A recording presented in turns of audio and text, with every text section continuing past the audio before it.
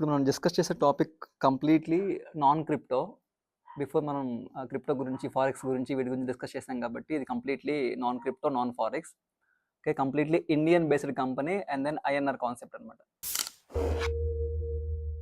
So ఇప్పుడు marketing option గురించి discuss చేద్దాం. సో మనకి మార్కెటింగ్లో 4 ఇన్కమ్స్ ఉన్నాయి. ఓకే, సో ఫస్ట్ ఇన్కమ్ మనం ఇక్కడ చూడొచ్చు, డైరెక్ట్ స్పాన్సర్. మనం కనుక ఎవరినైనా డైరెక్ట్గా స్పాన్సర్ చేసినప్పుడు ఇన్స్టెంట్ రెఫరల్ కమిషన్ అనేది మనకి 5% వస్తుంది instantly. Okay, and then second level నుంచి 11 లెవెల్స్ వరకు కూడా మనకి ఎవరు ఎక్కడ బై చేసినా ఏదైనా సింగిల్ పార్టికల్ అవ్వచ్చు, మల్టిపుల్ అవ్వచ్చు, మనకి 0.5% అనేది ఇన్స్టెంట్గా మనకి రివార్డ్ రూపంలో వస్తుంది. ఇది మనకి one time income, instant sponsor income, first income. Okay, అయితే ఇక్కడ మనకి లెవెల్స్ ఓపెన్ అవ్వాలి అంటే ఫస్ట్ లెవెల్కి ఎట్లాంటి కండిషన్ లేదు. దెన్ సెకండ్ లెవెల్ నుంచి 11 లెవెల్స్ వరకు కూడా మనకు ఆ లెవెల్స్ అన్లాక్ అవ్వాలి అంటే స్మాల్ కండిషన్ ఉంది. అదేంటి అంటే ఇక్కడ చూడొచ్చు, మనకి ఫస్ట్ లెవెల్లో 3 TBs ఉండాలి. Each TB 28,780 rupees. 3 మెంబర్స్ కాదు, సింగిల్ మెంబర్ కూడా 3 TB బై చేసుకోవచ్చు. ఓకే, అలా బై చేస్తే మనకి ఫస్ట్ 3 లెవెల్స్ అన్లాక్ అవుతాయి. Either first level by default unlock అవుతుంది, సెకండ్ థర్డ్ కూడా అనుకోవచ్చు, 3 లెవెల్స్ అయితే అన్లాక్ అవుతాయి. ఓకే, సో దాని తర్వాత ఫస్ట్ లెవెల్లో 3 TB అయిపోయింది కదా, ఆ నెక్స్ట్ లెవెల్లో 9 TBs పర్చేజ్ అవ్వాలి. 9 TBs సింగిల్ మెంబర్ కూడా బై చేసుకోవచ్చు. లెట్స్ సే 1 మెంబర్ 2,58,000 రూపీస్తో బై చేస్తే మనకి 10 TBs వస్తాయి. సెకండ్ లెవెల్లో మనకు అయిపోయింది work. Okay, and then third లెవెల్లో ఇది చూడండి 3/3 మ్యాట్రిక్స్. ఓకే, అందరూ హెల్ప్ అయ్యేలాగా ఉంటుంది అనమాట. 3, 9, 27. లాస్ట్ లెవెల్ కనుక 27 TBs కనుక పర్చేజ్ అయితే మనకి టోటల్ అన్ని లెవెల్స్ ఓపెన్ అయిపోతాయి.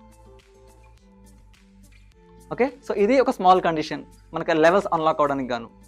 ఫస్ట్ లెవెల్కి అయితే కండిషన్ లేదు, బై డిఫాల్ట్ అన్లాక్ అవుతుంది. ఓకే, సో ఇప్పుడు ఫస్ట్ ఇన్కమ్ అనేది క్లియర్ కదా. First level 5%, then 2 to 11 levels మనకి 0.5% ఇన్స్టెంట్. సెకండ్ ఇన్కమ్ అనేది స్పాన్సర్ ఇన్కమ్ ఆన్ రెంటల్. ఇది ఎట్లా ఉంటుంది అంటే మనకి మీరు చూడండి, ఫస్ట్ లెవెల్లో మీరు ఎవరికైతే రెఫరెన్స్ ఇచ్చారో వాళ్ళకి every month first to 5th లోపు రెంటల్ ఇన్కమ్ పడుతుంది కదా. వాళ్ళకు వచ్చి ఆ రెంటల్ ఇన్కమ్లో 20% మీకు ఎవ్రీ మంత్ క్రియేట్ అవుతుంది అంటిల్ 10 years. ఓకే, ఈ పాయింట్ క్లియర్గా అర్థమైంది కదా. ఇది మనకి చాలా మంచి ఇన్కమ్. ఫస్ట్ లెవెల్లో లెట్స్ సే మన డౌన్లైన్ అనుకుందాము, తనకు 10,000 వస్తున్నాయి అనుకోండి every month rental income. 20% 2,000 rupees మనకి 10 years వరకు వస్తుంది ఎవ్రీ మంత్. ఓకే, సో ఇది ఫస్ట్ లెవెల్ ఇన్కమ్. దాని తర్వాత సెకండ్ నుంచి 11 లెవెల్స్ వరకు ఎవరు ఎక్కడ స్టార్ట్ అయినా వాళ్ళకు వచ్చే రెంటల్ ఇన్కమ్లో నుంచి కూడా 3%, ఫిక్స్ 3% ఎక్కడి నుంచి అయినా, అది సెకండ్ లెవెల్ అవ్వచ్చు, 10th లెవెల్ అవ్వచ్చు, 11 అవ్వచ్చు, 7 అవ్వచ్చు, ఏదైనా కానీ ఫిక్స్ 3% అనేది ఎవ్రీ మంత్ మనకి 10 years వరకు ఇన్కమ్ వస్తుంది. ఓకే, సో ఇది మనకి లాంగ్ టర్మ్ ఇన్కమ్ క్లియర్గా. Okay, 2 incomes. సో ఇప్పుడు మనకి చూడవచ్చు, మనకి total portfolio. So first level 3, then 9, 27. So totally 39 TBs ఎప్పుడైతే అయినాయో అప్పుడు మనకు ఒక ర్యాంక్ వస్తుంది అనమాట, సేల్స్ మేనేజర్ అని చెప్పి. మనం ఈ ర్యాంక్ ఎప్పుడైతే వెళ్తామో అప్పుడు మనం కంపెనీ యొక్క టర్నోవర్ రివార్డ్లోకి వెళ్తాం. ఏమవుతుంది అంటే ఇండియా వైడ్గా టోటల్ బిజినెస్లో, మన టీమ్ వైజ్గా అయితే కాదు, టోటల్ బిజినెస్లో 2%ని వీళ్ళు సపరేట్ చేసి ఆ 2%ని ఎవరైతే ఈ ర్యాంక్ అచీవ్ అయ్యారో టోటల్ ఇండియా వైజ్గా వాళ్ళందరికీ కూడా ఎవ్రీ మంత్ 10 years వరకు ఇస్తారు, జస్ట్ ఈ ర్యాంకే. ఓకే, సో లెట్స్ సే ఇప్పుడైతే మనకి 10,000 రూపీస్ వరకు వస్తుంది అందరికి, ఎందుకంటే బేసిక్ ర్యాంక్ కాబట్టి పీపుల్ ఎక్కువ ఉంటారు. మనం నెక్స్ట్ ర్యాంక్ వెళ్ళామనుకోండి 120 TB. ఓకే, సో అప్పుడు బ్రాంచ్ మేనేజర్ అవుతాము. అప్పుడు టోటల్ టర్న్ ఓవర్ నుంచి 1%, 2% పక్కన పెట్టి వాళ్ళకి అయిపోతుంది. ఇంకొక 1% అంటే టోటల్లీ 4% పక్క తీస్తారు వీళ్ళు ఈ ర్యాంక్స్ కోసం, ఈ రివార్డ్స్ కోసం. ఓకే, సో 1% తీసి ఈ ర్యాంక్ ఉన్న వాళ్ళందరికీ డిస్ట్రిబ్యూట్ చేస్తారు అనమాట every month until 10 years. And then next ర్యాంక్కి 0.5% తీసి, ఎందుకంటే ర్యాంక్స్ ఇంక్రీజ్ అయ్యే కొద్దికి కూడా క్రౌడ్ తక్కువ ఉంటుంది, సో తక్కువ పర్సెంటేజ్ తీస్తారు, బట్ వాళ్ళకి హ్యూజ్ ఉంటుంది అనమాట. ఓకే, సో ఇది మనకి 10 years వరకు ఉండే ఇన్కమ్. సో మిడిల్లో పీపుల్ వాళ్ళు స్ట్రక్ అయ్యారు లేకపోతే ఆగిపోయారు, నో ప్రాబ్లం. ఓకే, ఒకసారి కనుక మనం ఎవరైనా కనుక బై చేశారు అంటే 10 years వరకు కూడా వాళ్ళు ఎలిజిబుల్, దెన్ మనం కూడా ఎలిజిబుల్. ఇది third income. Okay, so fourth income ఏంటి అంటే ఇక్కడ చూడొచ్చు. ఫస్ట్ ర్యాంక్ ఏదైతే ఉందో ఈ ర్యాంక్కి ఫస్ట్కి వచ్చి మనకి థర్డ్ ఇన్కమ్లో చూస్తే 2% రాయల్టీ ఇన్కమ్ వస్తుంది, ప్లస్ మనం ఇక్కడున్న ఈ రివార్డ్స్ కూడా ఎలిజిబుల్ అవుతాం. 1 time రివార్డ్ చూడొచ్చు మనకి, ఐదర్ స్మార్ట్ ఫోన్ కానీ 20,000 రూపీస్ కానీ ఇన్స్టెంట్. ఇది reward, rank reward 1 time. Okay, then మనకి సెకండ్ ర్యాంక్ 120 TBలోకి వెళ్ళినప్పుడు మ్యాక్బుక్, ఐదర్ మనీ కూడా ఉంది, బట్ లెట్స్ ఇక్కడైతే మ్యాక్బుక్ మెన్షన్ చేశారు. ఓకే, దెన్ నెక్స్ట్ ర్యాంక్ వెళ్ళినప్పుడు కార్ ఫండ్, లేదనుకుంటే 3 lakh రూపీస్, లేదనుకుంటే నెక్స్ట్ ర్యాంక్ ఇంకొక అంటే కార్స్ మనకి బేసిక్ కార్, లేదనుకుంటే లగ్జరీ కార్ అట్లా ఉంటుంది కదా, అట్లా మనకి 8 lakh car fund. And next ర్యాంక్కి సఫారీ కానీ, లేదనుకుంటే ఫిక్స్ ఇన్కమ్ ఉంది అక్కడ మనకి, ఒక 15 lakh సంథింగ్ ఏదో ఉంది అక్కడ. ఓకే, ఏదర్ కార్ కానీ లేకపోతే క్యాష్ కానీ, ప్లస్ 1 year వరకు కూడా ఎవ్రీ మంత్ 30,000 రూపీస్ వస్తాయి శాలరీ లాగా, 1 year. ఓకే, సో ఎందుకంటే ర్యాంక్ పెరిగే కొద్దికి మనకి అక్కడ మంత్లీ వచ్చే ఇన్కమ్ హ్యూజ్ ఉంటుంది, మన డౌన్లైన్స్ మీద వచ్చే ఇన్కమ్, ప్లస్ ఆల్రెడీ మనం అన్ని అచీవ్ అయ్యి వస్తాం.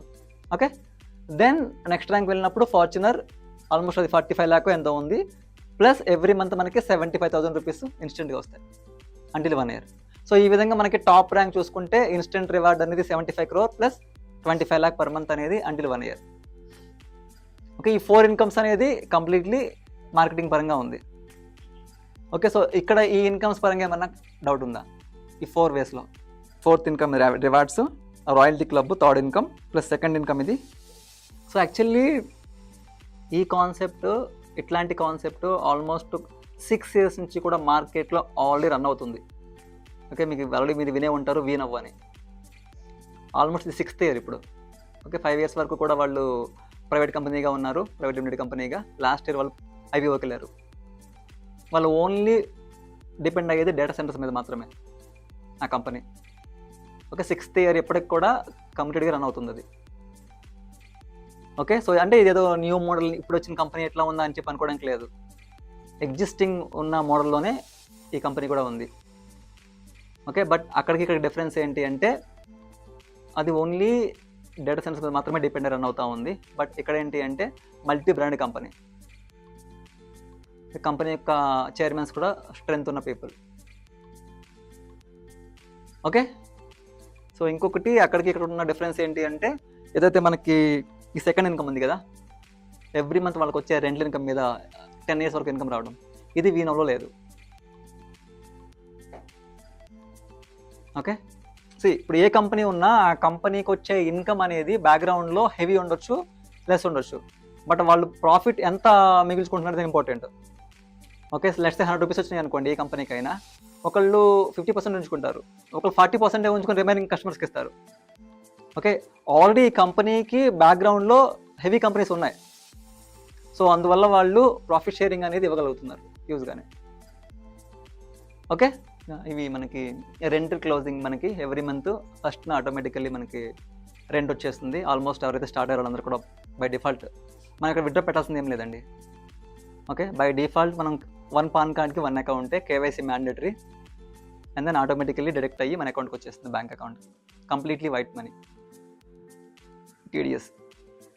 ఓకే, అండ్ దెన్ మార్కెటింగ్ పరంగా క్లోజింగ్ మనకి ఫస్ట్ క్లోజింగ్ 15th లోపు ఉంటుంది, సెకండ్ క్లోజింగ్ 31st లోపు ఉంటుంది. ఓకే, అండ్ దెన్ నాకు చెప్పాను కదా మీకు service charge 5% and TDS 2%. And then minimum payout 1000 చెప్పారు కానీ బట్ లేదు. ఎస్టర్డే కూడా మనం ఎవరైతే ఫస్ట్ డేట్న రెంట్లో వచ్చింది కదా, ఆల్మోస్ట్ 350-400 కూడా వాళ్ళకి రిసీవ్ అయ్యాయి. ఇంకొకటి ఈ TDS ఏదైతే ఉందో ఈ TDS మనకి మార్కెటింగ్ పరంగా రివర్స్ అవుతుంది. సర్వీస్ ఛార్జ్ 2%, TDS 5% మార్కెటింగ్ పరంగా.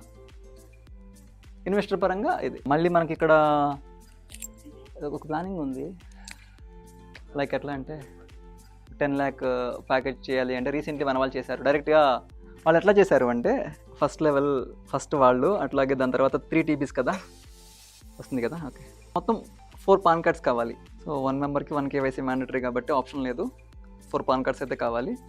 దెన్ వాళ్ళు ఒక 10 lakh రూపీస్ని ఈ విధంగా డిస్ట్రిబ్యూట్ చేసుకున్నారు. టీబీస్ సింగిల్ అకౌంట్సే, మొత్తం 4 అకౌంట్సే ఇక్కడ ఉన్నది మనకి. కానీ ఒక సింగిల్ అకౌంట్లోనే వాళ్ళు 3 TBs బై చేశారు, 9 TBs బై చేశారు, 27 TBs బై చేశారు. ఈ విధంగా వాళ్ళకి ఇక్కడ చూస్తే మనం ఇక్కడ నుంచి 20% వాళ్ళ అకౌంట్కి వెళ్తుంది, దెన్ ఇక్కడ నుంచి 20% వాళ్ళ అకౌంట్కి వెళ్తుంది.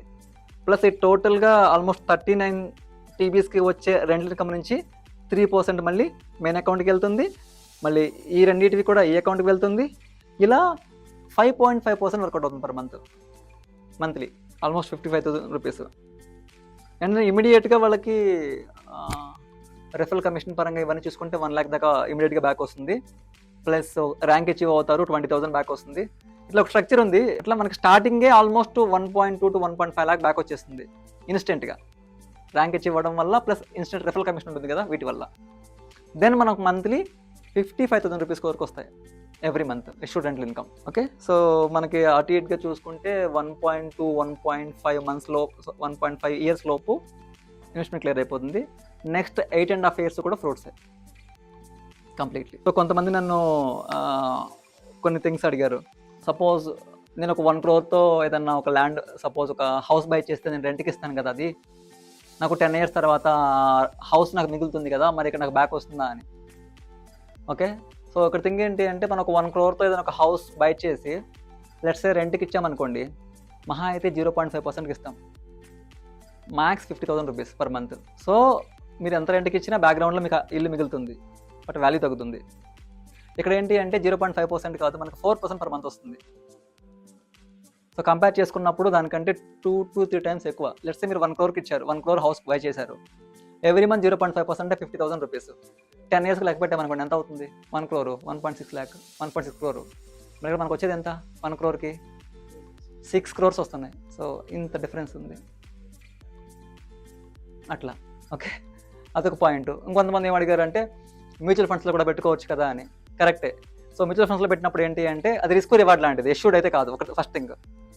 ఇంకో థింగ్ ఏంటి అంటే మనం పెట్టిన మనీ అనేది నెక్స్ట్ 5 years 10 years లాక్ చేస్తేనే 2 times 3 times అవుతుంది, లాక్ చేస్తేనే.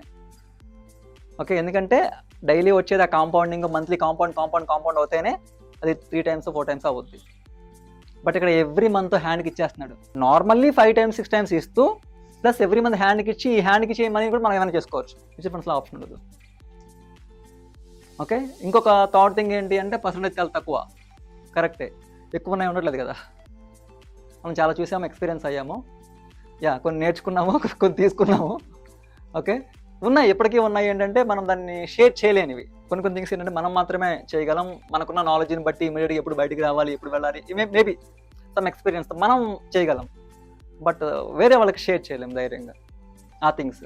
బట్ ఇది ధైర్యంగా షేర్ చేయొచ్చు, మార్కెట్లో ప్రాపర్గా ఉంది కాబట్టి. అండ్ దెన్ హ్యాపీగా షేర్ చేయొచ్చు, యాక్సెప్ట్ చేయడానికి కూడా చాలా మంచి ఆప్షన్.